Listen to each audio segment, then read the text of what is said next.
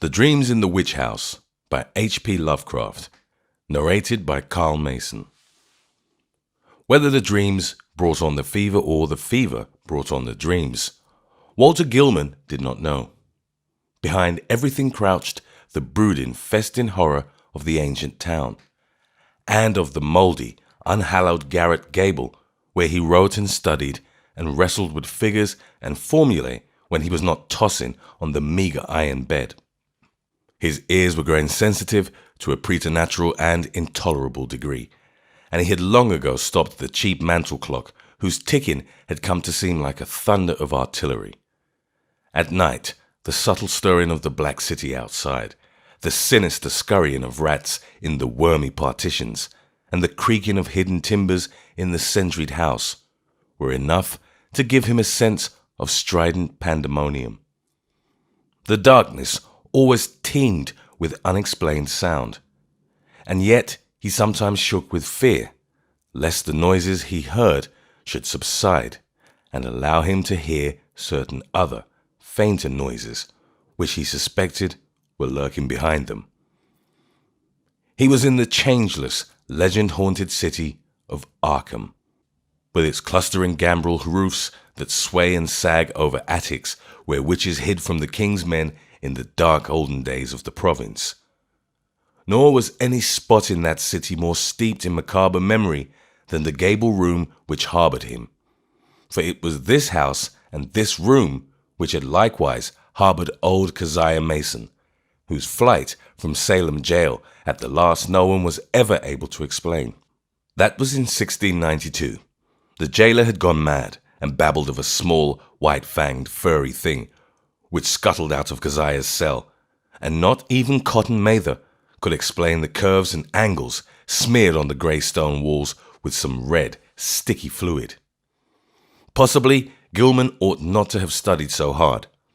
Non-Euclidean calculus and quantum physics are enough to stretch any brain, and when one mixes them with folklore and tries to trace a strange background of multi-dimensional reality behind the ghoulish hints of the gothic tales and the wild whispers of the chimney corner, one can hardly expect to be wholly free from mental tension. Gilman came from Haverhill, but it was only after he had entered college in Arkham that he began to connect his mathematics with the fantastic legends of elder magic. Something in the air of the hoary town worked obscurely on his imagination. The professors at Miskatonic had urged him to slacken up, and had voluntarily cut down his course at several points. Moreover, they had stopped him from consulting the dubious old books on forbidden secrets that were kept under lock and key in a vault at the university library. But all these precautions came late in the day, so that Gilman had some terrible hints from the dreaded Necronomicon of Abdul al-Hazred, the fragmentary book of Ibon, and the suppressed Unaussprechlichen Kulten of von Junst, to correlate with his abstract formulae on the properties of space and the linkage of dimensions known and unknown. He knew his room was in the old witch house. That indeed was why he had taken it. There was much in the Essex County records about Keziah Mason's trial, and what she had admitted under pressure to the court of Oyer and Terminer had fascinated Gilman beyond all reason. She had told Judge Haythorne of lines and curves that could be made to point out directions leading through the walls of space to other spaces beyond, and had implied that such lines and curves were frequently used at certain midnight meetings in the dark valley of the White Stone beyond Meadow Hill and on the unpeopled island in the river. She had spoken also of the black man, of her oath, and of her new secret name of Nahab. Then she had drawn those devices on the walls of her cell and vanished. Gilman believed strange things about Keziah, and had felt a queer thrill on learning that her dwelling was still standing after more than 235 years.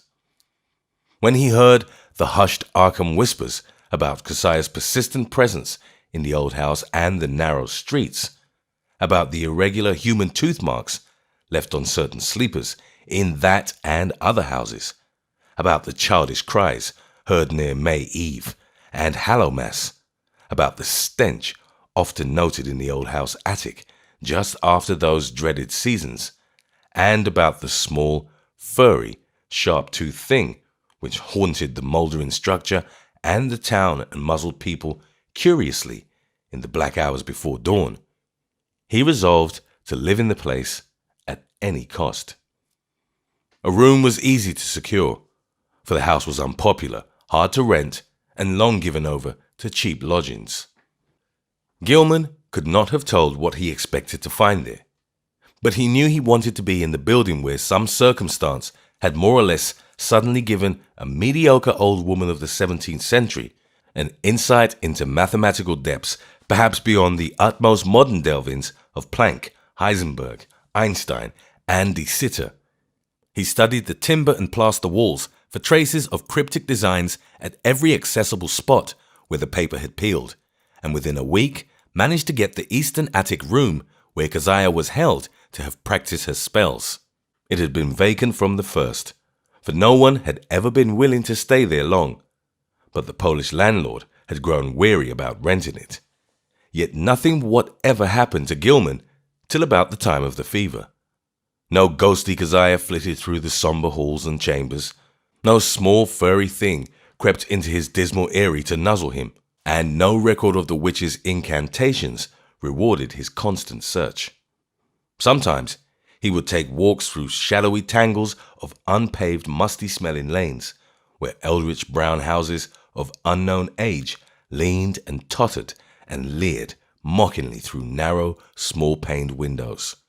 Here he knew strange things had happened once, and there was a faint suggestion behind the surface that everything of that monstrous past might not, at least in the darkest, narrowest, and most intricately crooked alleys, have utterly perished. He also rowed out twice to the ill-regarded island in the river, and made a sketch of the singular angles described by the moss-grown rows of grey-standing stones, whose origin was so obscure and immemorial. Gilman's room was of good size, but queerly irregular shape, the north wall slanting perceptibly inward from the outer to the inner end, while the low ceiling slanted gently downward in the same direction. Aside from an obvious rat hole and the signs of other stopped-up ones, there was no access, nor any appearance of a former avenue of access, to the space which must have existed between the slanting wall and the straight outer wall on the house's north side, though a view from the exterior shewed where a window had been boarded up at a very remote date. The loft above the ceiling, which must have had a slanting floor, was likewise inaccessible. When Gilman climbed up a ladder to the cobwebbed level loft above the rest of the attic, he found vestiges of a bygone aperture tightly and heavily covered with ancient planking and secured by the stout wooden pegs common in colonial carpentry. No amount of persuasion, however, could induce the stolid landlord to let him investigate either of these two closed spaces. As time wore along, his absorption in the irregular wall and ceiling of his room increased, for he began to read into the odd angles a mathematical significance which seemed to offer vague clues regarding their purpose. Old Keziah, he reflected, might have had excellent reasons for living in a room with peculiar angles. For was it not through certain angles that she claimed to have gone outside the boundaries of the world of space we know? His interest gradually veered away from the unplumbed voids beyond the slanting surfaces, since it now appeared that the purpose of those surfaces concerned the side he was already on. The touch of brain fever and the dreams began early in February. For some time, apparently, the curious angles of Gilman's room had been having a strange, almost hypnotic effect on him, and as the bleak winter advanced, he had found himself staring more and more intently at the corner where the down-slanting ceiling met the inward-slanting wall. About this period, his inability to concentrate on his formal studies worried him considerably, his apprehensions about the mid-year examinations being very acute, but the exaggerated sense of hearing was scarcely less annoying. Life had become an insistent and almost unendurable cacophony, and there was that constant, terrifying impression of other sounds, perhaps from regions beyond life, trembling on the very brink of audibility. So far as concrete noises went, the rats in the ancient partitions were the worst. Sometimes their scratching seemed not only furtive, but deliberate. When it came from beyond the slanting north wall, it was mixed with a sort of dry rattling. And when it came from the sentry-closed loft above the slanting ceiling, Gilman always braced himself as if expecting some horror which only bided its time before descending to engulf him utterly. The dreams were wholly beyond the pale of sanity, and Gilman felt that they must be a result, jointly, of his studies in mathematics and in folklore. He had been thinking too much about the vague regions which his formulae told him must lie beyond the 3 dimensions we know, and about the possibility that old Keziah Mason, guided by some influence past all conjecture, had actually found the gate to those regions. The yellowed county records containing her testimony and that of her accusers were so damnably suggestive of things beyond human experience, and the descriptions of the darting little furry object which served as her familiar were so painfully realistic, despite their incredible details. That object, no larger than a good-sized rat, and quaintly called by the townspeople Brown Jenkin, seemed to have been the fruit of a remarkable case of sympathetic herd delusion, for in 1692, no less than 11 persons had testified to glimpsing it. There were recent rumors, too, with a baffling and disconcerting amount of agreement. Witnesses said it had long hair and the shape of a rat, but that its sharp-toothed bearded face was evilly human, while its paws were like tiny human hands. It took messages betwixt old Keziah and the devil, and was nursed on the witch's blood, which it sucked like a vampire. Its voice was a kind of loathsome titter, and it could speak all languages. Of all the bizarre monstrosities in Gilman's dreams, nothing filled him with greater panic and nausea than this blasphemous and diminutive hybrid, whose image flitted across his vision in a form 1,000-fold more hateful than anything his waking mind had deduced from the ancient records and the modern whispers. Gilman's dreams consisted largely in plunges through limitless abysses of inexplicably colored twilight and bafflingly disordered sound, abysses whose material and gravitational properties and whose relation to his own entity he could not even begin to explain.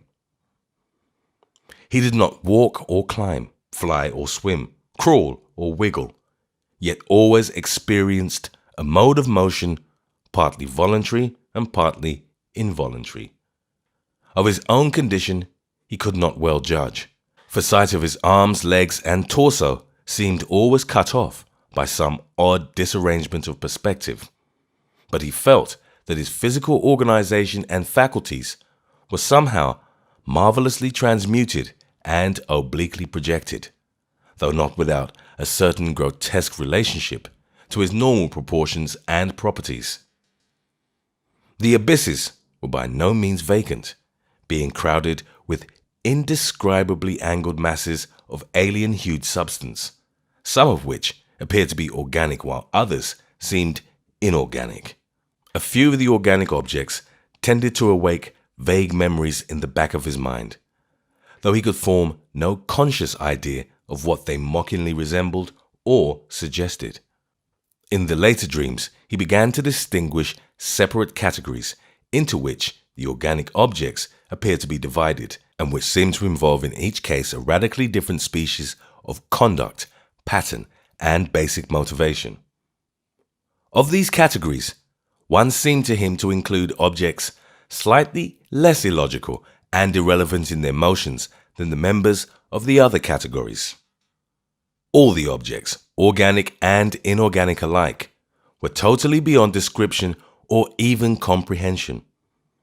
Gilman sometimes compared the inorganic masses to prisms, labyrinths, clusters of cubes and planes, and cyclopean buildings, and the organic things struck him variously as groups of bubbles, octopi, centipedes, living Hindu idols, and intricate arabesques roused into a kind of Ophidian animation. Everything he saw was unspeakably menacing and horrible, and whenever one of the organic entities appeared by its motions to be noticing him, he felt a stark, hideous fright which generally jolted him awake. Of how the organic entities moved, he could tell no more than of how he moved himself. In time, he observed a further mystery: the tendency of certain entities to appear suddenly out of empty space, or to disappear totally with equal suddenness. The shrieking, roaring confusion of sound which permeated the abysses was past all analysis as to pitch, timbre, or rhythm, but seemed to be synchronous with vague visual changes in all the indefinite objects, organic and inorganic alike. Gilman had a constant sense of dread that it might rise to some unbearable degree of intensity during one or another of its obscure, relentlessly inevitable fluctuations. But it was not in these vortices of complete alienage that he saw Brown Jenkin. That shocking little horror was reserved for certain lighter, sharper dreams which assailed him just before he dropped into the fullest depths of sleep. He would be lying in the dark, fighting to keep awake when a faint, lambent glow would seem to shimmer around the centured room, shewing in a violet mist the convergence of angled planes which had seized his brain so insidiously. The horror would appear to pop out of the rat hole in a corner and patter toward him over the sagging, wide-planked floor with evil expectancy in its tiny, bearded human face. But mercifully, this dream always melted away before the object got close enough to nuzzle him. It had hellishly long, sharp canine teeth. Gilman tried to stop up the rat hole every day, but each night the real tenants of the partitions would gnaw away the obstruction, whatever it might be. Once he had the landlord nail tin over it, but the next night the rats gnawed a fresh hole, in making which they pushed or dragged out into the room a curious little fragment of bone. Gilman did not report his fever to the doctor, for he knew he could not pass the examinations if ordered to the college infirmary, when every moment was needed for cramming. As it was, he failed in Calculus D and Advanced General Psychology, though not without hope of making up lost ground before the end of the term. It was in March when the fresh element entered his lighter preliminary dreaming, and the nightmare shape of Brown Jenkin began to be companioned by the nebulous blur which grew more and more to resemble a bent old woman. This addition disturbed him more than he could account for, but finally he decided that it was like an ancient crone whom he had twice actually encountered in the dark tangle of lanes near the abandoned wharves. On those occasions, the evil, sardonic, and seemingly unmotivated stare of the beldame had set him almost shivering, especially the first time, when an overgrown rat darting across the shadowed mouth of a neighboring alley had made him think irrationally of Brown Jenkin. Now, he reflected, those nervous fears were being mirrored in his disordered dreams. That the influence of the old house was unwholesome, he could not deny, but traces of his early morbid interest still held him there. He argued that the fever alone was responsible for his nightly fantasies, and that when the touch abated, he would be free from the monstrous visions. Those visions, however, were of abhorrent vividness and convincingness, and whenever he awaked, he retained a vague sense of having undergone much more than he remembered. He was hideously sure that in unrecalled dreams he had talked with both Brown Jenkin and the old woman, and that they had been urging him to go somewhere with them and to meet a third being of greater potency. Toward the end of March, he began to pick up in his mathematics, though other studies bothered him increasingly. He was getting an intuitive knack for solving Riemannian equations and astonished Professor Upham by his comprehension of fourth-dimensional and other problems which had floored all the rest of the class. One afternoon, there was a discussion of possible freakish curvatures in space and of theoretical points of approach or even contact between our part of the cosmos and various other regions as distant as the farthest stars or the transgalactical gulfs themselves, or even as fabulously remote as the tentatively conceivable cosmic units beyond the whole Einsteinian space-time continuum. Gilman's handling of this theme filled everyone with admiration, even though some of his hypothetical illustrations caused an increase in the always plentiful gossip about his nervous and solitary eccentricity. What made the students shake their heads was his sober theory that a man might, given mathematical knowledge, admittedly beyond all likelihood of human acquirement, step deliberately from the earth to any other celestial body which might lie at one of an infinity of specific points in the cosmic pattern. Such a step, he said, would require only 2 stages. First, a passage out of the 3-dimensional sphere we know, and second, a passage back to the 3-dimensional sphere at another point, perhaps one of infinite remoteness. That this could be accomplished without loss of life was in many cases conceivable. Any being from any part of 3-dimensional space could probably survive in the 4th dimension, and its survival of the 2nd stage would depend upon what alien part of 3-dimensional space it might select for its re-entry. Denizens of some planets might be able to live on certain others, even planets belonging to other galaxies, or to similar dimensional phases of other space-time continua, though of course there must be vast numbers of mutually uninhabitable, even though mathematically juxtaposed bodies or zones of space.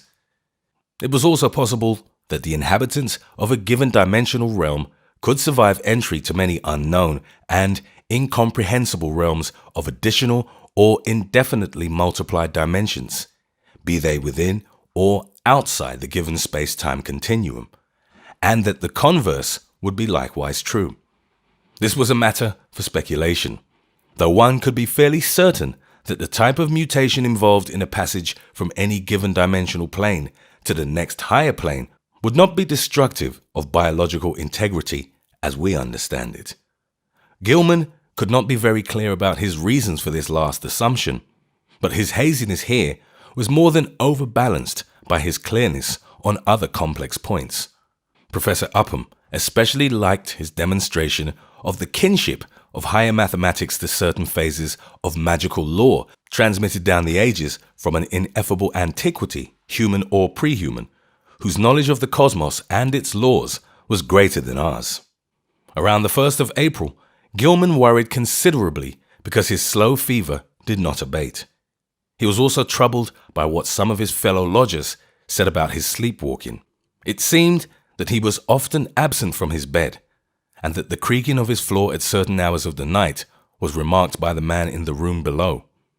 This fellow also spoke of hearing the tread of shod feet in the night, but Gilman was sure he must have been mistaken in this, since shoes as well as other apparel were always precisely in place in the morning.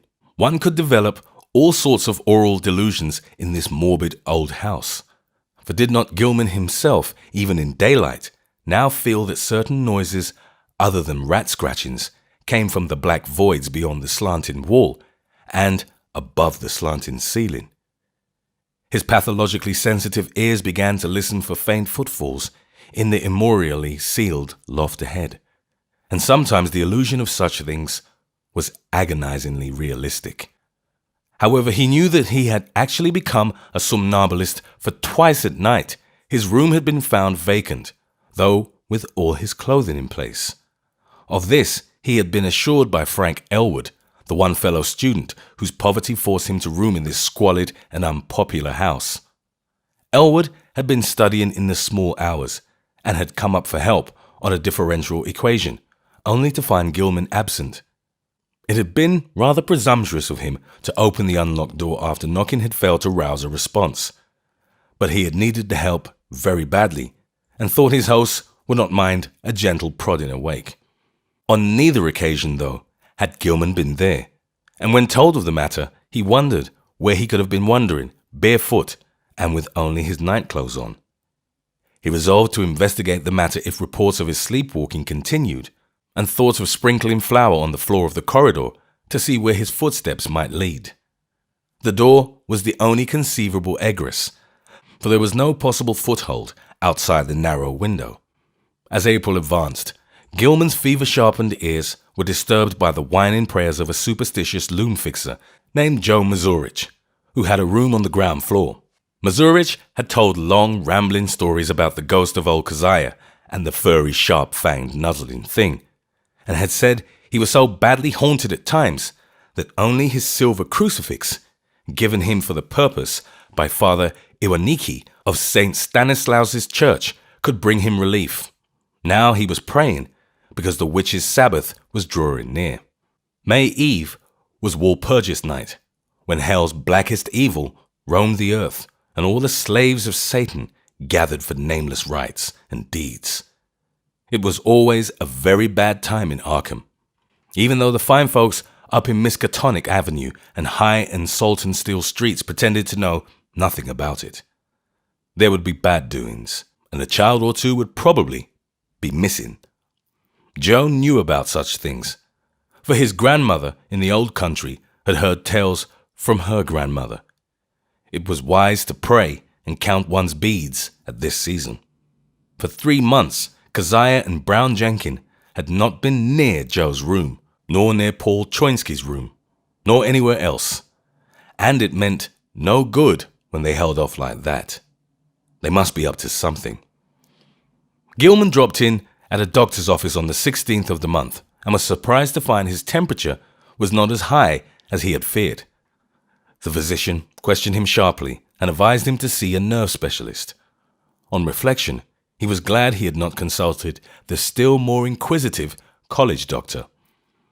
Old Waldron, who had curtailed his activities before, would have made him take a rest, an impossible thing now that he was so close to great results in his equations. He was certainly near the boundary between the known universe and the fourth dimension, and who could say how much further he might go?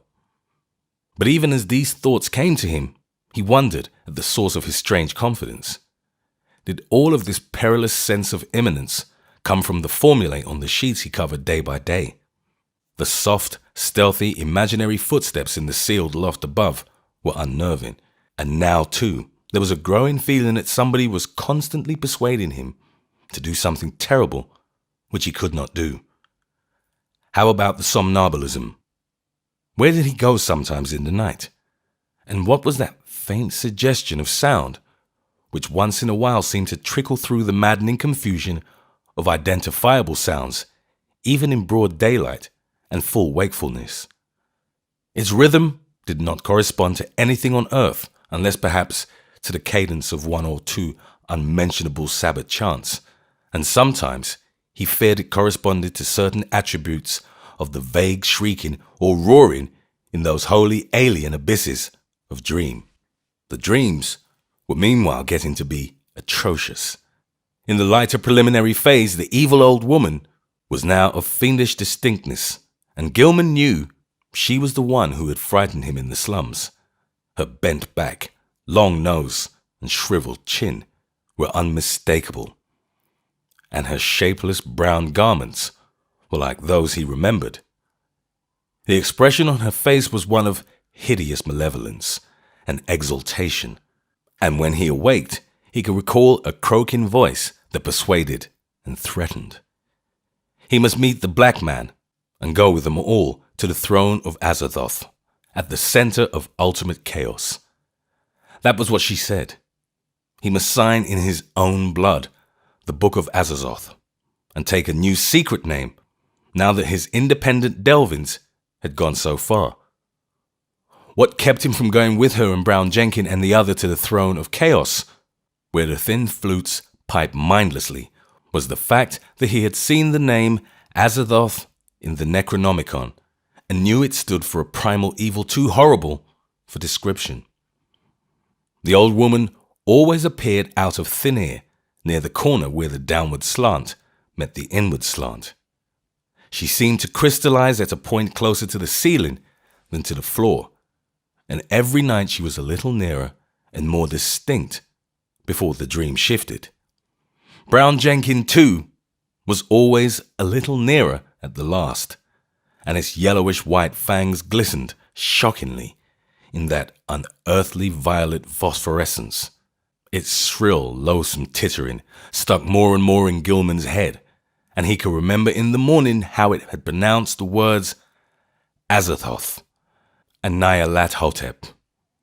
In the deeper dreams, everything was likewise more distinct, and Gilman felt that the twilight abysses around him were those of the fourth dimension. Those organic entities whose motions seemed least fragrantly irrelevant and unmotivated were probably projections of life forms from our own planet, including human beings. What the others were in their own dimensional sphere or spheres, he dared not try to think. Two of the less irrelevantly moving things are rather large congeries of iridescent, prolately spheroidal bubbles and a very much smaller polyhedron of unknown colors and rapidly shifting surface angles, seemed to take notice of him and follow him about or float ahead as he changed position among the Titan prisms, labyrinths, cube and plane clusters, and quasi buildings.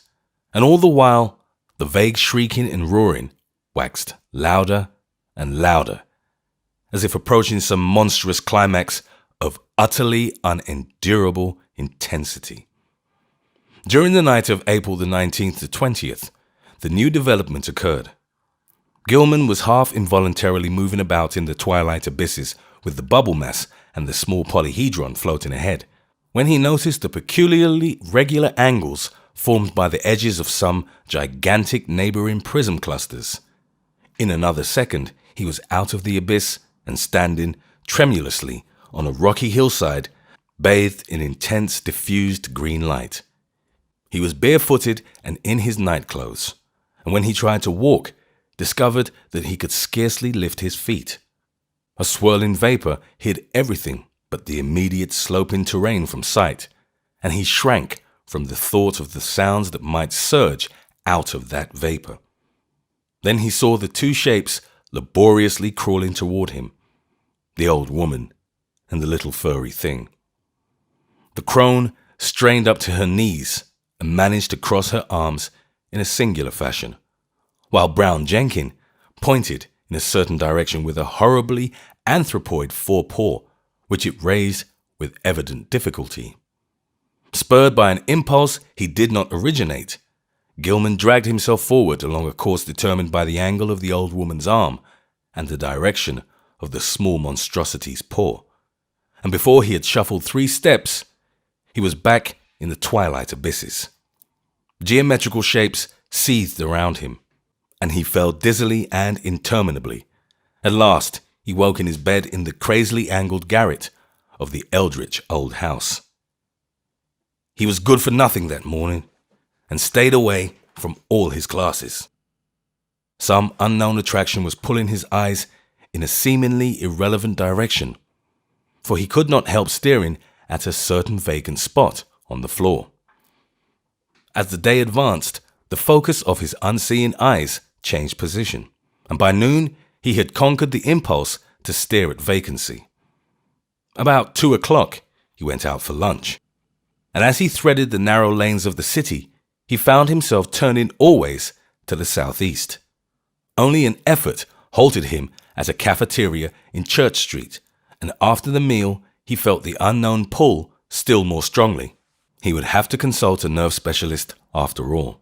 Perhaps there was a connection with his somnambulism, but meanwhile he might at least try to break the morbid spell himself.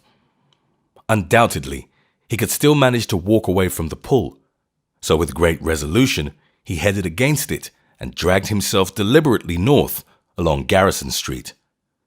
By the time he had reached the bridge over the Miskatonic, he was in a cold perspiration, and he clutched at the iron railing as he gazed upstream at the ill-regarded island, whose regular lines of ancient standing stones brooded sullenly in the afternoon sunlight. Then he gave a start, for there was a clearly visible living figure on that desolate island, and a second glance told him it was certainly the strange old woman whose sinister aspect had worked itself so disastrously into his dreams.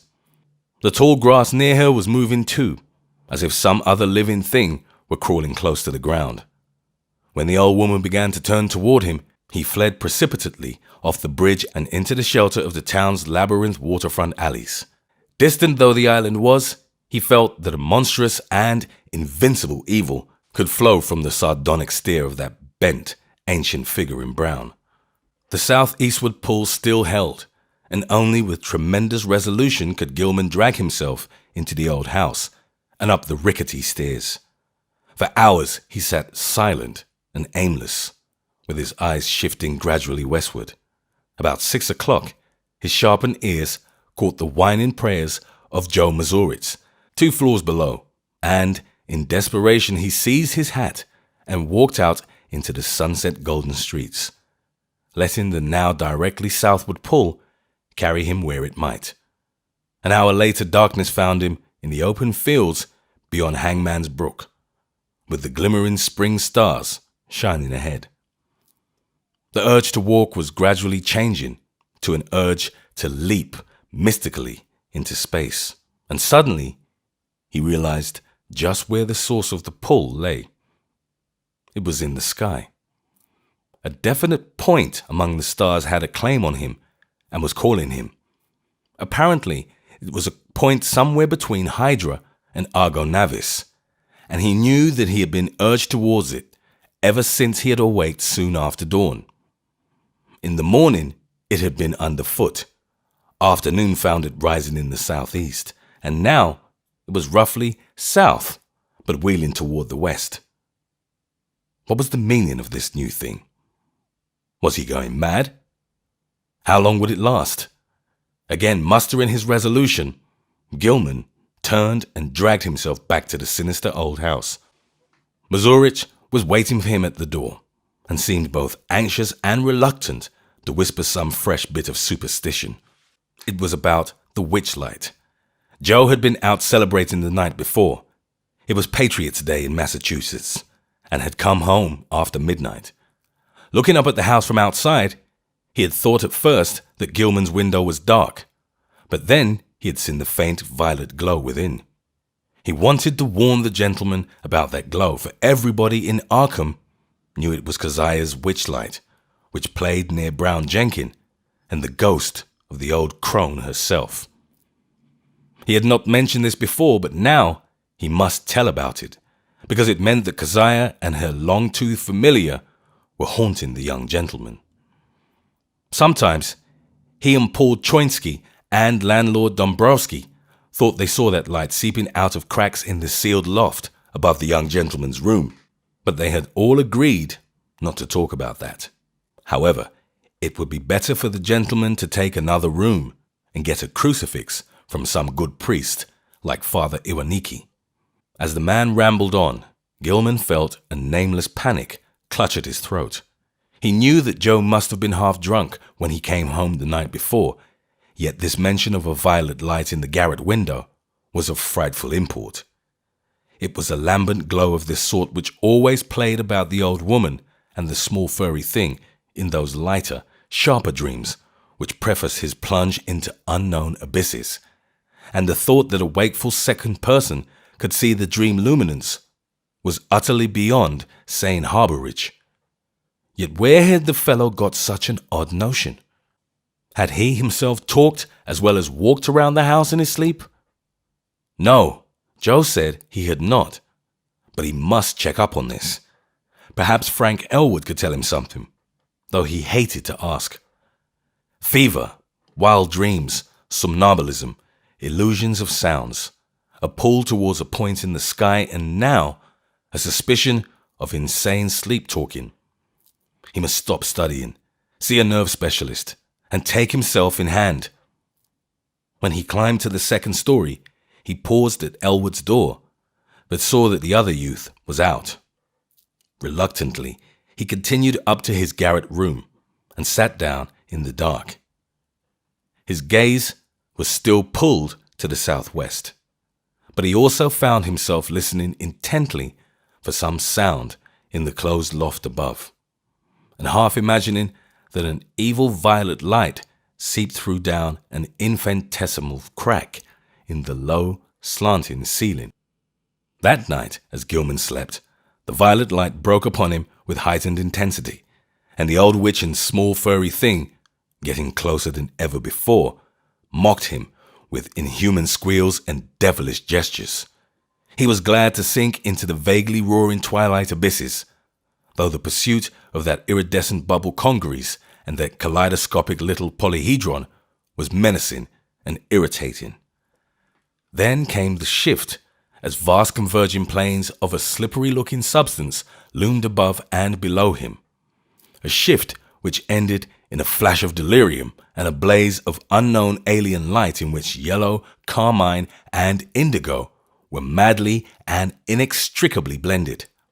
He was half lying on a high, fantastically balustraded terrace above a boundless jungle of outlandish, incredible peaks, balanced plains, domes, minarets, horizontal discs poised on pinnacles, and numberless forms of still greater wildness, some of stone and some of metal, which glittered gorgeously in the mixed, almost blistering glare from a polychromatic sky. Looking upward, he saw 3 stupendous discs of flame, each of a different hue and at a different height above an infinitely distant curving horizon of low mountains. Behind him, tiers of higher terraces towered aloft as far as he could see. The city below stretched away to the limits of vision, and he hoped that no sound would well up from it. The pavement from which he easily raised himself was of a veined, polished stone beyond his power to identify, and the tiles were cut in bizarre angled shapes which struck him as less asymmetrical than based on some unearthly symmetry whose laws he could not comprehend. The balustrade was chest-high, delicate, and fantastically wrought, while along the rail were ranged at short intervals little figures of grotesque design and exquisite workmanship. They, like the whole balustrade, seemed to be made of some sort of shining metal whose color could not be guessed in this chaos of mixed effulgences, and their nature utterly defied conjecture. They represented some ridged, barrel-shaped object with thin horizontal arms radiating spoke-like from a central ring, and with vertical knobs or bulbs projecting from the head and base of the barrel. Each of these knobs was the hub of a system of 5 long, flat, triangularly tapering arms arranged around it, like the arms of a starfish, nearly horizontal, but curving slightly away from the central barrel. The base of the bottom knob was fused to the long railing with so delicate a point of contact that several figures had been broken off and were missing. The figures were about 4.5 inches in height, while the spiky arms gave them a maximum diameter of about 2.5 inches. When Gilman stood up, the tiles felt hot to his bare feet. He was wholly alone, and his first act was to walk to the balustrade and look dizzily down at the endless Slycopian city almost 2,000 feet below. As he listened, he thought a rhythmic confusion of faint musical pipings covering a wide tonal range welled up from the narrow streets beneath, and he wished he might discern the denizens of the place. The sight turned him giddy after a while, so that he would have fallen to the pavement had he not clutched instinctively at the lustrous balustrade. His right hand fell on one of the projecting figures, the touch seeming to steady him slightly. It was too much, however, for the exotic delicacy of the metalwork, and the spiky figure snapped off under his grasp. Still half dazed, he continued to clutch at it as his other hand seized a vacant space on the smooth railing. But now his oversensitive ears caught something behind him, and he looked back across the level terrace. Approaching him softly, though without apparent furtiveness, were 5 figures, 2 of which were the sinister old woman and the fanged furry little animal. The other 3 were what sent him unconscious, for they were living entities about 8 feet high, shaped precisely like the spiky images on the balustrade, and propelling themselves by a spider-like wriggling of their lower set of starfish arms. Gilman awakened in his bed, drenched by a cold perspiration and with a smarting sensation in his face, hands, and feet. Springing to the floor, he washed and dressed in frantic haste, as if it were necessary for him to get out of the house as quickly as possible. He did not know where he wished to go, but felt that once more he would have to sacrifice his classes. The odd pull toward that spot in the sky between Hydra and Argo had abated, but another of even greater strength had taken its place. Now he felt that he must go north, infinitely north. He dreaded to cross the bridge that gave a view of the desolate island in the Miskatonic, so went over the Peabody Avenue Bridge. Very often he stumbled, for his eyes and ears were chained to an extremely lofty point in the blank blue sky. After about an hour, he got himself under better control and saw that he was far from the city. All around him stretched the bleak emptiness of salt marshes, while the narrow road ahead led to Innsmouth, that ancient, half-deserted town which Arkham people were so curiously unwilling to visit. Though the northward pull had not diminished, he resisted it as he had resisted the other pull, and finally found that he could almost balance the one against the other. Plodding back to town and getting some coffee at a soda fountain, he dragged himself into the public library and browsed aimlessly among the lighter magazines. Once he met some friends who remarked how oddly sunburned he looked, but he did not tell them of his walk. At 3 o'clock, he took some lunch at a restaurant, noting meanwhile that the pull had either lessened or divided itself. After that, he killed the time at a cheap cinema show, seeing the inane performance over and over again without paying any attention to it. About 9 at night, he drifted homeward and stumbled into the ancient house. Joe Mazurich was whining unintelligible prayers, and Gilman hastened up to his own garret chamber without pausing to see if Elwood was in. It was when he turned on the feeble electric light that the shock came. At once, he saw there was something on the table which did not belong there, and a second look left no room for doubt. Lying on its side, for it could not stand up alone, was the exotic, spiky figure which in his monstrous dream he had broken off the fantastic balustrade. No detail was missing. The ridged, barrel-shaped center, the thin radiating arms, the knobs at each end, and the flat, slightly outward curving starfish arms spreading from those knobs, all were there. In the electric light, the color seemed to be a kind of iridescent gray veined with green, and Gilman could see amidst his horror and bewilderment that one of the knobs ended in a jagged break corresponding to its former point of attachment to the dream railing. Only his tendency toward a dazed stupor prevented him from screaming aloud. This fusion of dream and reality was too much to bear. Still dazed, he clutched at the spiky thing and staggered downstairs to landlord Dombrowski's quarters. The whining prayers of the superstitious loom fixer were still sounding through the mouldy halls, but Gilman did not mind them now. The landlord was in and greeted him pleasantly.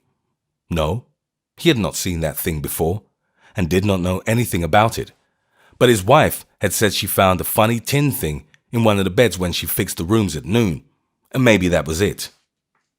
Dombrowski called her and she waddled in. Yes, that was the thing. She had found it in the young gentleman's bed, on the side next the wall. It had looked very queer to her, but of course the young gentleman had lots of queer things in his room. Books and curios and pictures and markings on paper. She certainly knew nothing about it. So Gilman climbed upstairs again in a mental turmoil, convinced that he was either still dreaming or that his somnambulism had run to incredible extremes and led him to depredations in unknown places. Where had he got this Autria thing? He did not recall seeing it in any museum in Arkham. It must have been somewhere, though, and the sight of it, as he snatched it in his sleep, must have caused the odd dream picture of the balustraded terrace. Next day, He would make some very guarded inquiries and perhaps see the nerve specialist. Meanwhile, he would try to keep track of his somnambulism. As he went upstairs and across the garret hall, he sprinkled about some flour which he had borrowed, with a frank admission as to its purpose from the landlord. He had stopped at Elwood's door on the way, but had found all dark within. Entering his room, he placed the spiky thing on the table and lay down in complete mental and physical exhaustion, without pausing to undress. From the closed loft above the slanting ceiling, he thought he heard a faint scratching and padding, but he was too disorganized even to mind it. That cryptical pull from the north was getting very strong again, though it seemed now to come from a lower place in the sky.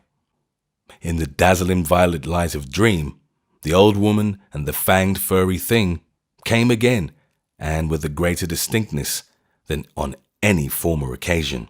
This time, they actually reached him, and he felt the crone's withered claws clutching at him. He was pulled out of bed and into empty space, and for a moment, he heard a rhythmic roaring and saw the twilight amorphousness of the vague abysses seething around him. But that moment was very brief, for presently he was in a crude, windowless little space with rough beams and planks rising to a peak just above his head, and with a curious slanting floor underfoot. Propped level on that floor were low cases full of books of every degree of antiquity and disintegration, and in the center were a table and bench, both apparently fastened in place. Small objects of unknown shape and nature were ranged on the tops of the cases, and in the flaming violet light, Gilman thought he saw a counterpart of the spiky image which had puzzled him so horribly. On the left, the floor fell abruptly away, leaving a black triangular gulf out of which, after a second's dry rattling, there presently climbed the hateful little furry thing with the yellow fangs and bearded human face. The evilly grinning beldame still clutched him, and beyond the table stood a figure he had never seen before. A tall, lean man of dead black coloration, but without the slightest sign of negroid features, wholly devoid of either hair or beard, and wearing as his only garment a shapeless robe of some heavy black fabric. His feet were indistinguishable because of the table and bench, but he must have been shod, since there was a clicking whenever he changed position. The man did not speak, and bore no trace of expression on his small regular features. He merely pointed to a book of prodigious size which lay open on the table, while the beldame thrust a huge grey quill into Gilman's right hand. Over everything was a pale of intensely maddening fear, and the climax was reached when the furry thing ran up the dreamer's clothing to his shoulders and then down his left arm, finally biting him sharply in the wrist just below his cuff. As the blood spurted from this wound, Gilman lapsed into a faint. He awaked on the morning of the 22nd with a pain in his left wrist, and saw that his cuff was brown with dried blood. His recollections were very confused, but the scene with the black man in the unknown space stood out vividly. The rats must have bitten him as he slept, giving rise to the climax of that frightful dream. Opening the door, he saw that the flour on the corridor floor was undisturbed, except for the huge prints of the loutish fellow who roomed at the other end of the garret. So he had not been sleepwalking this time. But something would have to be done about those rats. He would speak to the landlord about them. Again, he tried to stop up the hole at the base of the slanting wall, wedging in a candlestick which seemed of about the right size. His ears were ringing horribly, as if with the residual echoes of some horrible noise heard in dreams. As he bathed and changed clothes, he tried to recall what he had dreamed after the scene in the violet-litten space, but nothing definite would crystallize in his mind. That scene itself must have corresponded to the sealed loft overhead, which had begun to attack his imagination so violently, but later impressions were faint and hazy. There were suggestions of the vague, twilight abysses, and of still vaster, blacker abysses beyond them. Abysses in which all fixed suggestions of form were absent. He had been taken there by the bubble congeries and the little polyhedron which always dogged him. But they, like himself, had changed to wisps of milky, barely luminous mist in this farther void of ultimate blackness. Something else had gone on ahead, a larger wisp which now and then condensed into nameless approximations of form, and he thought that their progress had not been a straight line, but rather along the alien curves and spirals of some ethereal vortex which obeyed laws unknown to the physics and mathematics of any conceivable cosmos. Eventually, there had been a hint of vast leaping shadows, of a monstrous half-acoustic pulsing, and of the thin, monotonous piping of an unseen flute. But that was all. Gilman decided he had picked up that last conception from what he had read in the Necronomicon about the mindless entity Azathoth, which rules all time and space from a curiously environed black throne at the center of chaos. When the blood was washed away, the wrist wound proved very slight, and Gilman puzzled over the location of the 2 tiny punctures. It occurred to him that there was no blood on the bedspread where he had lain, which was very curious in view of the amount on his skin and cuff. Had he been sleepwalking within his room? And had the rat bitten him as he sat in some chair or paused in some less rational position? He looked in every corner for brownish drops or stains, but did not find any. He had better, he thought, sprinkle flour within the room as well as outside the door, though after all, no further proof of his sleepwalking was needed. He knew he did walk, and the thing to do now was to stop it. He must ask Frank Elwood for help. This morning, the strange pulls from space seemed lessened, though they were replaced by another sensation even more inexplicable. It was a vague, insistent impulse to fly away from his present situation, but held not a hint of the specific direction in which he wished to fly. As he picked up the strange spiky image on the table, he thought the older northward pull grew a trifle stronger, but even so, it was wholly overruled by the newer and more bewildering urge. He took the spiky image down to Elwood's room, steeling himself against the whines of the loom fixer which welled up from the ground floor. Elwood was in, thank heaven, and appeared to be stirring about. There was time for a little conversation before leaving for breakfast in college, so Gilman hurriedly poured forth an account of his recent dreams and fears. His host was very sympathetic and agreed that something ought to be done. He was shocked by his guest's drawn, haggard aspect and noticed the queer, abnormal-looking sunburn which others had remarked during the past week. There was not much, though, that he could say. He had not seen Gilman on any sleepwalking expedition and had no idea what the curious image could be. He had, though, heard the French Canadian who lodged just under Gilman talking to Missourites one evening. They were telling each other how badly they dreaded the coming of the Walpurgis night, now only a few days off, and were exchanging pitying comments about the poor, doomed young gentleman. Desroches, the fellow under Gilman's room, had spoken of nocturnal footsteps, both shod and unshod, and of the violet light he saw one night when he had stolen fearfully up to peer through Gilman's keyhole. He had not dared to peer, he told Mazurich, after he had glimpsed that light through the cracks around the door. There had been soft talking, too, and as he began to describe it, his voice had sunk to an inaudible whisper. Elwood could not imagine what had set these superstitious creatures gossiping, but suppose their imaginations had been roused by Gilman's late hours and somnolent walking and talking on the one hand, and by the nearness of traditionally feared May Eve on the other hand. That Gilman talked in his sleep was plain, and it was obviously from Desroches' keyhole listenings that the delusive notion of the violet dreamlight had got abroad. These simple people were quick to imagine they had seen any odd thing they had heard about. As for a plan of action, Gilman had better move down to Elwood's room and avoid sleeping alone. Elwood would, if awake, rouse him whenever he began to talk or rise in his sleep. Very soon, too, he must see the specialist. Meanwhile, they would take the spiky image around to the various museums and to certain professors, seeking identification and stating that it had been found in a public rubbish can.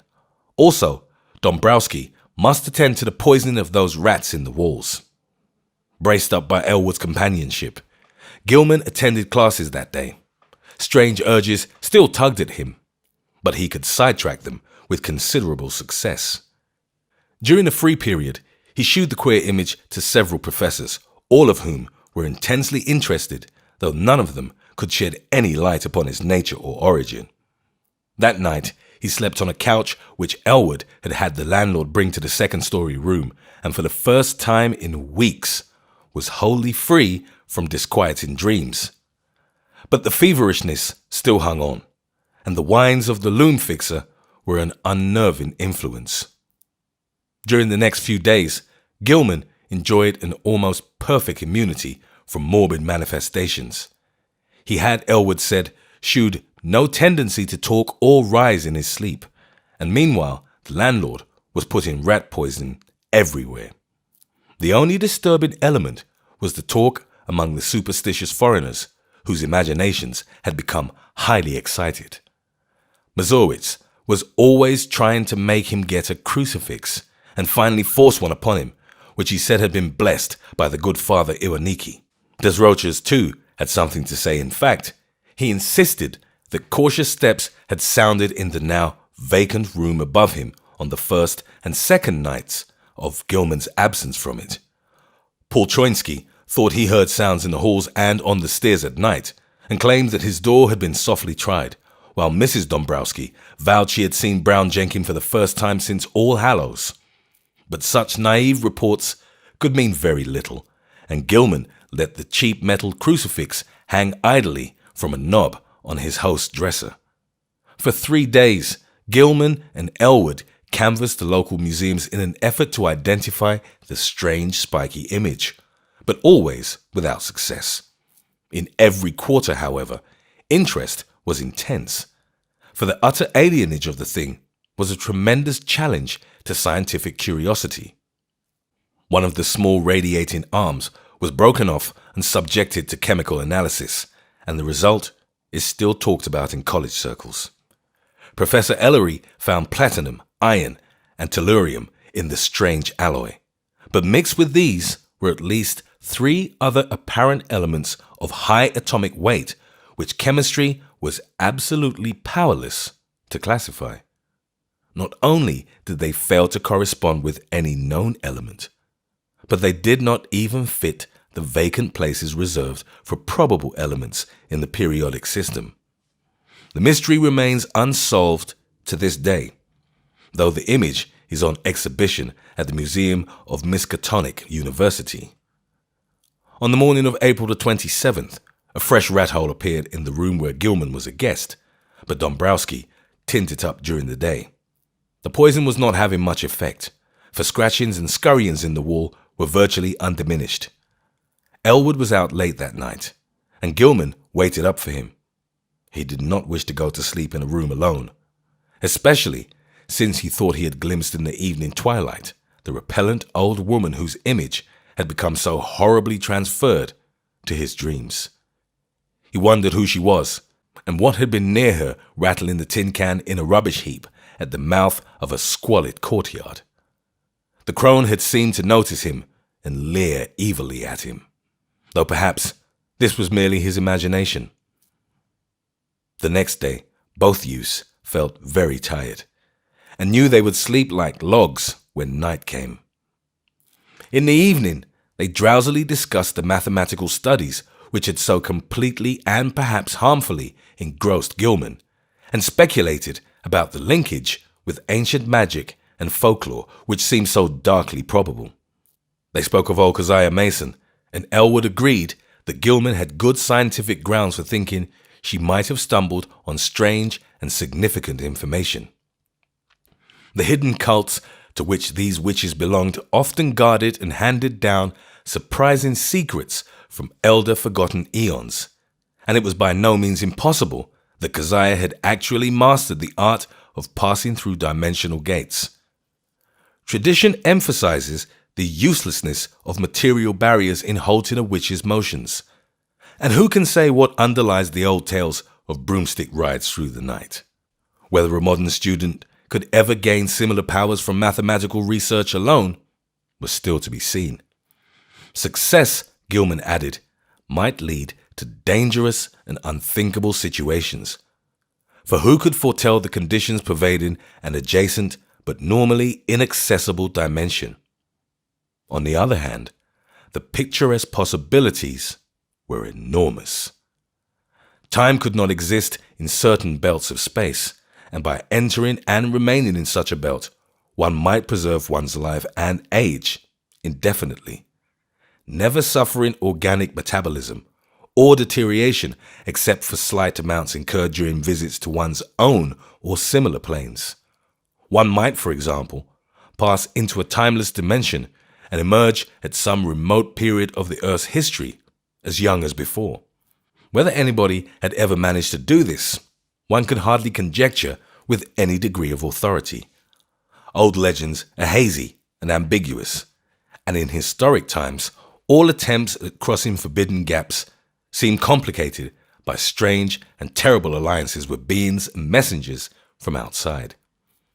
There was the immemorial figure of the deputy or messenger of hidden and terrible powers, the black man of the witch cult, and the Nyarlathotep of the Necronomicon. There was, too, the baffling problem of the lesser messengers, or intermediaries, the quasi-animals and queer hybrids, which legend depicts as witches' familiars. As Gilman and Elwood retired, too sleepy to argue further, they heard Joe Mazuritz reel into the house half-drunk and shuddered at the desperate wildness of his whining prayers. Gilman saw the violet light again. In his dream, he had heard a scratching and gnawing in the partitions, and thought that someone fumbled clumsily at the latch.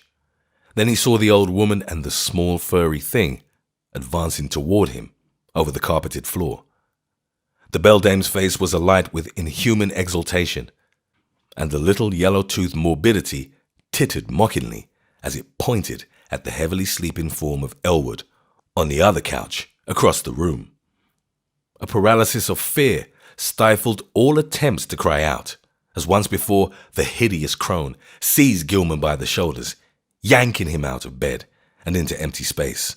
Again, the infinitude of the shrieking twilight abysses flashed past him. But in another second, he thought he was in a dark, muddy, unknown alley of fetid odors, with the rotting walls of ancient houses towering up on every hand. Ahead was the robed black man he had seen in the peaked space in the other dream, while from a lesser distance, the old woman was beckoning and grimacing imperiously. Brown Jenkin was rubbing itself with a kind of affectionate playfulness around the ankles of the black man, which the deep mud largely concealed. There was a dark, open doorway on the right, to which the black man silently pointed. Into this, the grimacing crone started, dragging Gilman after her by his pajama sleeve.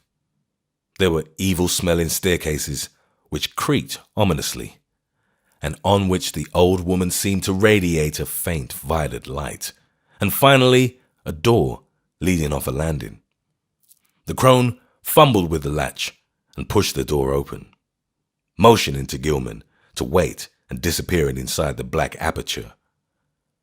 The youth's oversensitive ears caught a hideous, strangled cry, and presently the beldame came out of the room bearing a small, senseless form which she thrust at the dreamer as if ordering him to carry it. The sight of this form and the expression on its face broke the spell. Still too dazed to cry out, he plunged recklessly down the noisome staircase and into the mud outside, halting only when seized and choked by the waiting black man. As consciousness departed, he heard the faint, shrill tittering of the fanged, rat-like abnormality. On the morning of the 29th, Gilman awaked into a maelstrom of horror. The instant he opened his eyes, he knew something was terribly wrong.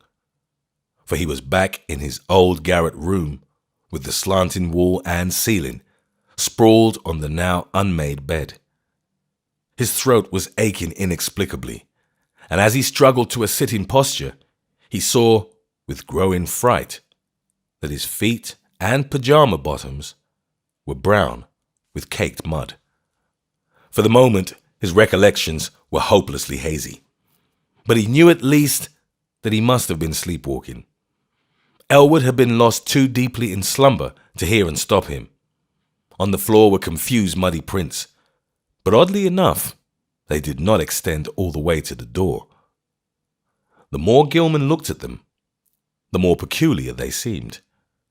For in addition to those he could recognize as his, there were some smaller, almost round markings, such as the legs of a large chair or table might make, except that most of them tended to be divided into halves. There were also some curious muddy rat tracks leading out of a fresh hole and back into it again. Utter bewilderment and the fear of madness racked Gilman as he staggered to the door and saw that there were no muddy prints outside. The more he remembered of his hideous dream, the more terrified he felt, and it added to his desperation to hear Joe Mazuritz chanting mournfully 2 floors below.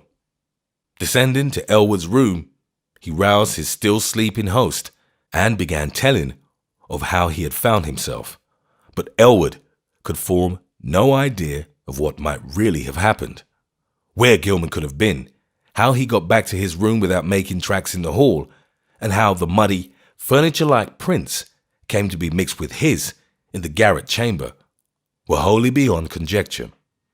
Then there were those dark, livid marks on his throat, as if he had tried to strangle himself. He put his hands up to them, but found that they did not even approximately fit. While they were talking, Des Roches dropped in to say that he had heard a terrific clattering overhead in the dark small hours. No, there had been no one on the stairs after midnight, though just before midnight he had heard faint footfalls in the garret, and cautiously descending steps he did not like. It was, he added, a very bad time of year for Arkham. The young gentleman had better be sure to wear the crucifix Joe Mazuritz had given him. Even the daytime was not safe, for after dawn there had been strange sounds in the house, especially a thin, childish wail, hastily choked off. Gilman mechanically attended classes that morning, but was wholly unable to fix his mind on his studies. A mood of hideous apprehension and expectancy had seized him, and he seemed to be awaiting the fall of some annihilating blow. At noon, he lunched at the university spa, picking up a paper from the next seat as he waited for dessert.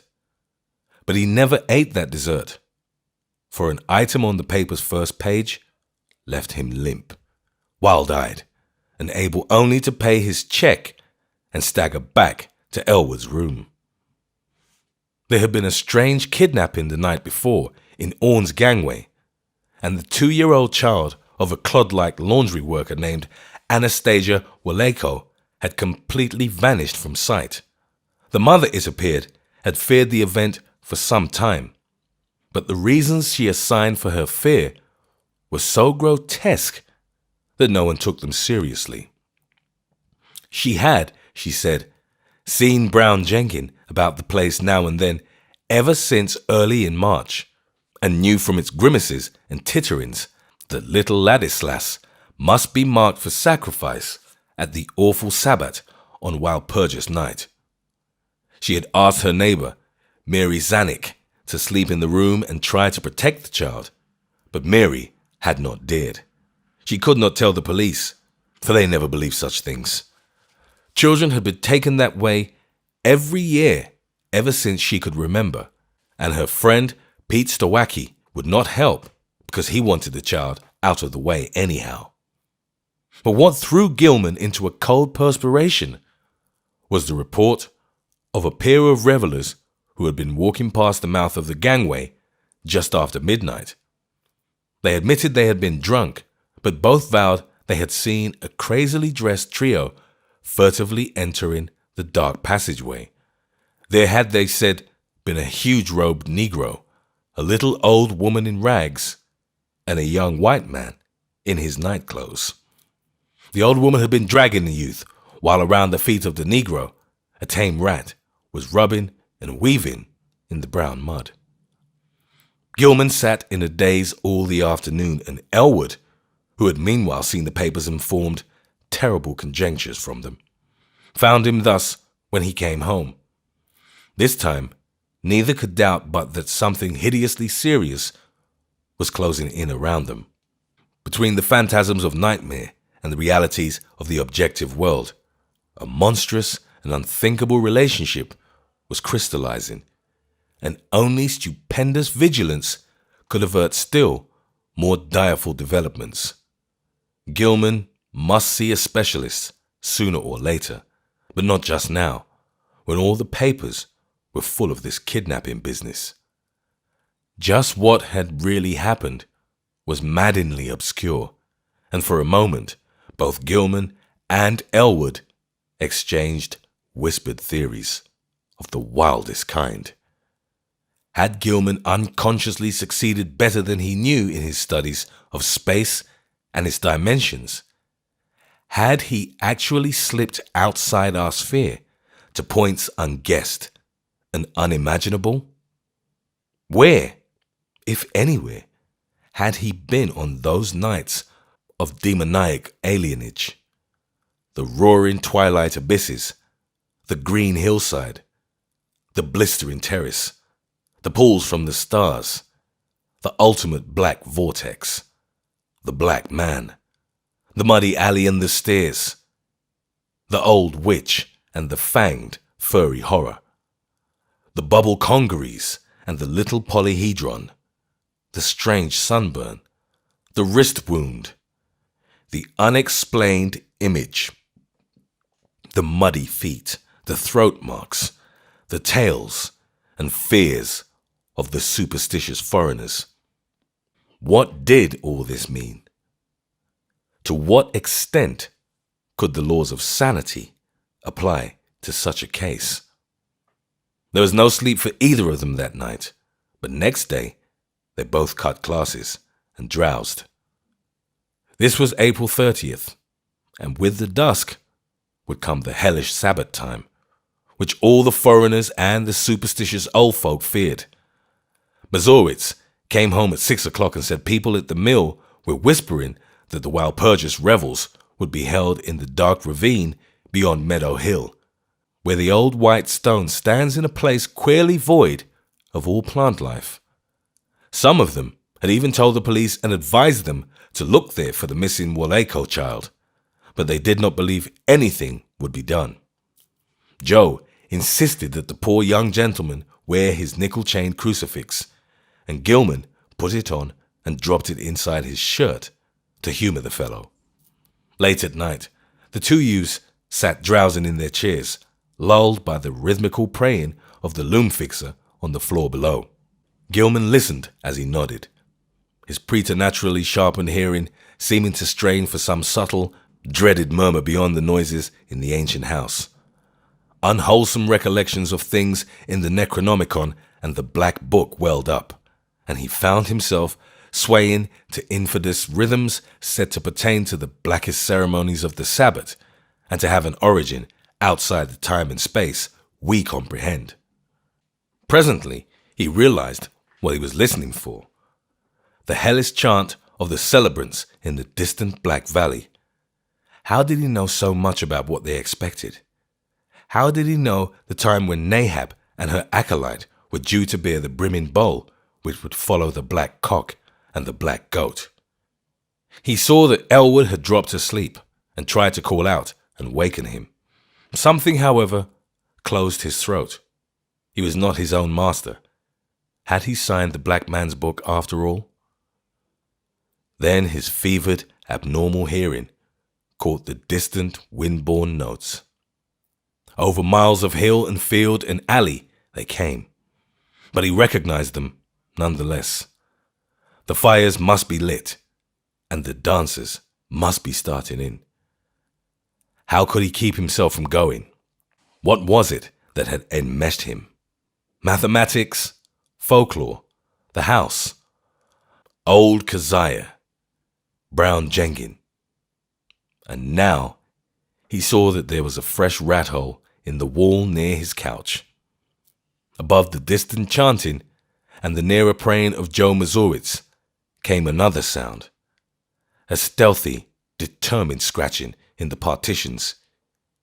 He hoped the electric lights would not go out. Then he saw the fanged, bearded little face in the rat hole. The accursed little face, which he at last realized bore such a shocking, mocking resemblance to old Keziah's, and heard the faint fumbling at the door.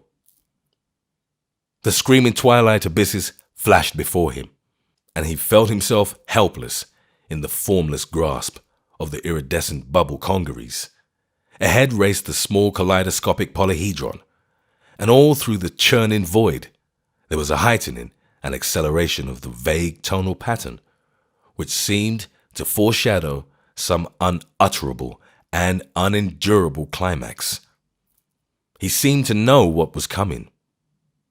The monstrous burst of Walpurgis rhythm, in whose cosmic timbre would be concentrated all the primal, ultimate space-time seethings which lie behind the massed fears of matter and sometimes break forth in measured reverberations that penetrate faintly to every layer of entity and give hideous significance throughout the worlds to certain dreaded periods. But all this vanished in a second. He was again in the cramped, violet-lit peaked space with the slanting floor, the low cases of ancient books, the bench and table, the queer objects, and the triangular gulf at one side.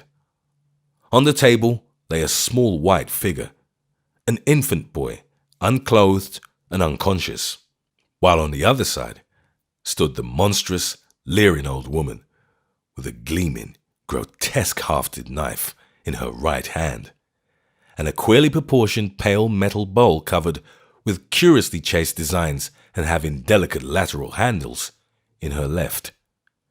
She was intoning some croaking ritual in a language which Gilman could not understand, but which seemed like something guardedly quoted in the Necronomicon. As the scene grew clear, he saw the ancient crone bend forward and extend the empty bowl across the table, and unable to control his own motions, he reached far forward and took it in both hands, noticing as he did so its comparative lightness. At the same moment, the disgusting form of Brown Jenkins scrambled up over the brink of the triangular black gulf on his left. The crone now motioned him to hold the bowl in a certain position while she raised the huge, grotesque knife above the small white victim as high as her right hand could reach. The fanged, furry thing began tittering a continuation of the unknown ritual, while the witch croaked loathsome responses. Gilman felt a gnawing, poignant abhorrence shoot through his mental and emotional paralysis, and the light metal bowl shook in his grasp. A second later, the downward motion of the knife broke the spell completely, and he dropped the bow with a resounding bell-like clangor, while his hands darted out frantically to stop the monstrous deed. In an instant, he had edged up the slanting floor around the end of the table and wrenched the knife from the old woman's claws, sending it clattering over the brink of the narrow triangular gulf. In another instant, however, matters were reversed, for those murderous claws had locked themselves tightly around his own throat, while the wrinkled face was twisted with insane fury. He felt the chain of the cheap crucifix grinding into his neck, and in his peril wondered how the sight of the object itself would affect the evil creature. Her strength was altogether superhuman. But as she continued her choking, he reached feebly in his shirt and drew out the metal symbol, snapping the chain and pulling it free. At sight of the device, the witch seemed struck with panic, and her grip relaxed long enough to give Gilman a chance to break it entirely. He pulled the steel-like claws from his neck and would have dragged the beldame over the edge of the gulf had not the claws received a fresh access of strength and closed in again.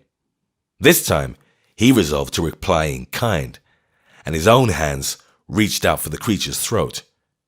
Before she saw what he was doing, he had the chain of the crucifix twisted about her neck, and a moment later, he had tightened it enough to cut off her breath. During her last struggle, he felt something bite at his ankle and saw that Brown Jenkin had come to her aid. With one savage kick, he sent the morbidity over the edge of the gulf and heard it whimper on some level far below. Whether he had killed the ancient crone, he did not know, but he let her rest on the floor where she had fallen. Then, as he turned away, he saw on the table a sight which nearly sapped the last thread of his reason. Brown Jenkin, tough of sinew and with 4 tiny hands of demoniac dexterity, had been busy while the witch was throttling him, and his efforts had been in vain. What he had prevented the knife from doing to the victim's chest, the yellow fangs of the furry blasphemy had done to her wrist, and the bowl, so lately on the floor, stood full beside the small, lifeless body. In his dream delirium, Gilman heard the hellish, alien rhythm chant of the sabbath coming from an infinite distance, and knew the black man must be there.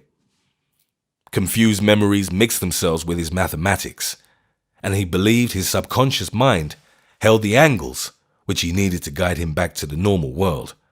Alone and unaided for the first time, he felt sure he was in the immemorially sealed loft above his own room. But whether he could ever escape through the slanting floor or the long-stopped egress, he doubted greatly. Besides, would not an escape from a dream loft bring him merely into a dream house, an abnormal projection of the actual place he sought? He was wholly bewildered as to the relation betwixt dream and reality in all his experiences. The passage through the vague abysses would be frightful, for the Walpurgis rhythm would be vibrating, and at last he would have to hear that hitherto veiled cosmic pulsing which he so mortally dreaded. Even now he could detect a low, monstrous shaking whose tempo he suspected all too well. At Sabbath time, it always mounted and reached through to the worlds to summon the initiate to nameless rites. Half the chants of the Sabbath were patterned on this faintly overheard pulsing, which no earthly ear could endure in its unveiled spatial fullness. Gilman wondered too whether he could trust his instinct to take him back to the right part of space. How could he be sure he would not land on that green-litten hillside of a far planet? On the tessellated terrace above the city of tentacled monsters, somewhere beyond the galaxy, or in the spiral black vortices of that ultimate void of chaos, wherein reigns the mindless demon sultan, Azathoth. Just before he made the plunge, the violet light went out and left him in utter blackness. The witch, old Keziah, Nahab, that must have meant her death. And mixed with the distant chant of the Sabbath and the whimpers of Brown Jenkin in the gulf below, he thought he heard another and wilder whine from unknown depths. Joe Mazuritz, the prayers against the crawling chaos now turning to an inexplicably triumphant shriek. Worlds of sardonic actuality impinging on vortices of febrile dream. Aya, Shub Nigurth, the goat with 1,000 young. They found Gilman on the floor of his queerly angled old garret room long before dawn, for the terrible cry had brought Desroches and Troinsky and Dombrowski and Mazuritz at once, and had even wakened the soundly sleeping Elwood in his chair. He was alive and with open staring eyes, but seemed largely unconscious. On his throat were the marks of murderous hands, and on his left ankle was a distressing rat bite. His clothing was badly rumpled, and Joe's crucifix was missing. Elwood trembled, afraid even to speculate on what new form his friend's sleepwalking had taken. Mazurowitz seemed half dazed because of a sign he said he had had in response to his prayers, and he crossed himself frantically when the squealing and whimpering of a rat sounded from beyond the slanting partition. When the dreamer was settled on his couch in Elwood's room, they sent for Dr. Malkowski, a local practitioner who would repeat no tales where they might prove embarrassing, and he gave Gilman 2 hypodermic injections, which caused him to relax in something like natural drowsiness. During the day, the patient regained consciousness at times and whispered his newest dream disjointedly to Elwood. It was a painful process, and at its very start, brought out a fresh and disconcerting fact. Gilman, whose ears had so lately possessed an abnormal sensitiveness, was now stone deaf. Dr. Malkowski, summoned again in haste, told Elwood that both eardrums were ruptured, as if by the impact of some stupendous sound intense beyond all human conception or endurance. How such a sound could have been heard in the last few hours without arousing all the Miskatonic Valley was more than the honest physician could say. Elwood wrote his part of the colloquy on paper, so that a fairly easy communication was maintained. Neither knew what to make of the whole chaotic business, and decided it would be better if they thought as little as possible about it. Both, though, agreed that they must leave this ancient and accursed house as soon as it could be arranged. Evening papers spoke of a police raid on some curious revelers in a ravine beyond Meadow Hill just before dawn, and mentioned that the white stone there was an object of age-long superstitious regard. Nobody had been caught, but among the scattering fugitives had been glimpsed a huge Negro. In another column, it was stated that no trace of the missing child Ladislas Waleko had been found. The crowning horror came that very night. Elwood will never forget it, and was forced to stay out of college the rest of the term because of the resulting nervous breakdown. He had thought he heard rats in the partitions all the evening, but paid little attention to them. Then, long after both he and Gilman had retired, the atrocious shrieking began. Elwood jumped up, turned on the lights, and rushed over to his guest's couch. The occupant was emitting sounds of veritably inhuman nature, as if racked by some torment beyond description. He was writhing under the bedclothes, and a great red stain was beginning to appear on the blankets. Elwood scarcely dared to touch him, but gradually the screaming and writhing subsided.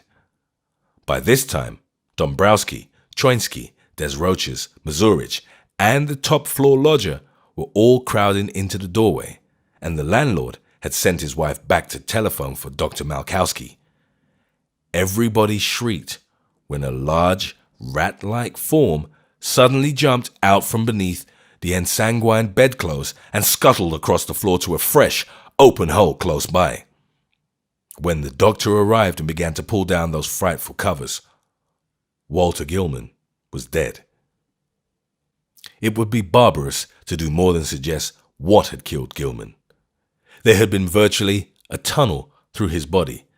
Something had eaten his heart out.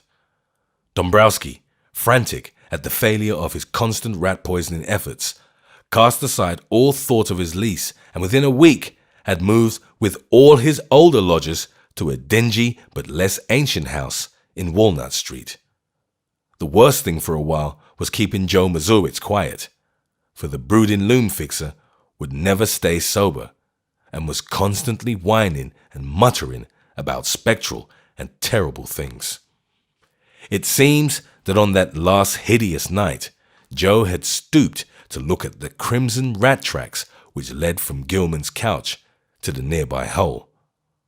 On the carpet, they were very indistinct, but a piece of open flooring intervened between the carpet's edge and the baseboard. There, Mazurich had found something monstrous, or thought he had, for no one else could quite agree with him, despite the undeniable queerness of the prints.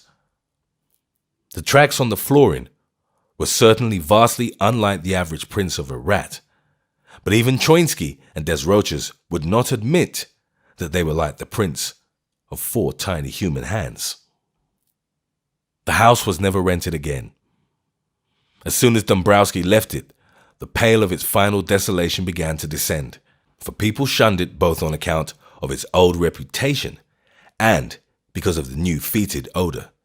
Perhaps the ex-landlord's rat poisoning had worked after all, for not long after his departure, the place became a neighborhood nuisance. Health officials traced the smell to the closed spaces above and beside the eastern garret room, and agreed that the number of dead rats must be enormous. They decided, however, that it was not worth their while to hew open and disinfect the long-sealed spaces, for the fetor would soon be over, and the locality was not one which encouraged fastidious standards. Indeed, there were always vague local tales of unexplained stenches upstairs in the witch house just after May Eve and Hallowmass. The neighbors grumblingly acquiesced in the inertia, but the fetor nonetheless formed an additional count against the place. Toward the last, the house was condemned as an habitation by the building inspector. Gilman's dreams and their attendant circumstances have never been explained. Gilman, whose thoughts on the entire episode are sometimes almost maddening, came back to college the next autumn and graduated in the following June. He found the spectral gossip of the town much diminished, and it is indeed a fact, notwithstanding certain reports of a ghostly tittering in the deserted house which lasted almost as long as that edifice itself. No fresh appearances either of old Keziah or of Brown Jenkin have been muttered of since Gilman's death. It is rather fortunate that Elwood was not in Arkham in that later year when certain events abruptly renewed the local whispers about elder horrors. Of course, he heard about the matter afterward and suffered untold torments of black and bewildered speculation. But even that was not as bad as actual nearness and several possible sights would have been. In March 1931, a gale wrecked the roof and great chimney of the vacant witch house, so that a chaos of crumbling bricks, blackened moss-grown shingles, and rotting planks and timbers crashed down into the loft and broke through the floor beneath. The whole attic story was choked with debris from above, but no one took the trouble to touch the mess before the inevitable raising of the decrepit structure. That ultimate step came in the following December, and it was when Gilman's old room was cleared out by reluctant, apprehensive workmen that the gossip began. Among the rubbish which had crashed through the ancient slanting ceiling were several things which made the workmen pause and call in the police. Later, the police in turn called in the coroner and several professors from the university. There were bones, badly crushed and splintered, but clearly recognizable as human, whose manifestly modern date conflicted puzzlingly with the remote period at which their only possible lurking place, the low slant-floored loft ahead, had supposedly been sealed from all human access. The coroner's physician decided that some belonged to a small child, while certain others, found mixed with shreds of rotten brownish cloth, belonged to a rather undersized, bent female of advanced years. Careful sifting of debris also disclosed many tiny bones of rats caught in the collapse, as well as older rat bones, gnawed by small fangs in a fashion now and then highly productive of controversy and reflection. Other objects found included the mingled fragments of many books and papers, together with a yellowish dust left from the total disintegration of still older books and papers. All without exception appeared to deal with black magic in its most advanced and horrible forms. And the evidently recent date of certain items is still a mystery as unsolved as that of the modern human bones. An even greater mystery is the absolute homogeneity of the crabbed, archaic writing found on a wide range of papers whose conditions and watermarks suggest age differences of at least 150 to 200 years. To some, though, the greatest mystery of all is the variety of utterly inexplicable objects. Objects whose shapes, materials, types of workmanship and purposes baffle all conjecture, found scattered amidst the wreckage in evidently diverse states of injury. One of these things, which excited several Miskatonic professors profoundly, is a badly damaged monstrosity plainly resembling the strange image which Gilman gave to the college museum, save that it is larger, wrought of some peculiar bluish stone instead of metal, and possessed of a singularly angled pedestal with undecipherable hieroglyphics. Archaeologists and anthropologists are still trying to explain the bizarre designs chased on a crushed bowl of light metal whose inner side bore ominous brownish stains when found. Foreigners and credulous grandmothers are equally garrulous about the modern nickel crucifix with broken chain mixed in the rubbish and shiveringly identified by Joe Mazurich as that which he had given poor Gilman many years before. Some believe this crucifix was dragged up to the sealed loft by rats, while others think it must have been on the floor in some corner of Gilman's old room all the time. Still others, including Joe himself, have theories too wild and fantastic for sober credence.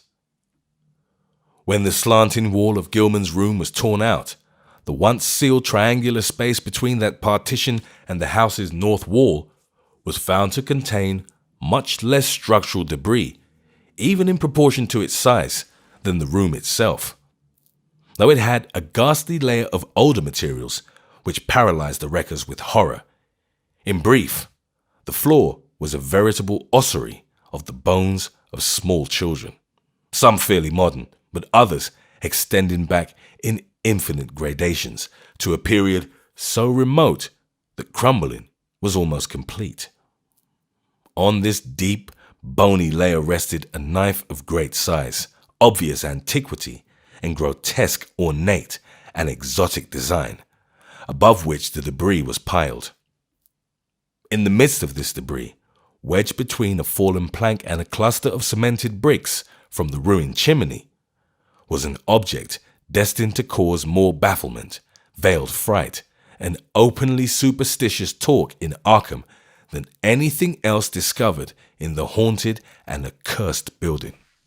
This object was the partly crushed skeleton of a huge, diseased rat, whose abnormalities of form are still a topic of debate and source of singular reticence among the members of Miskatonic's Department of Comparative Anatomy.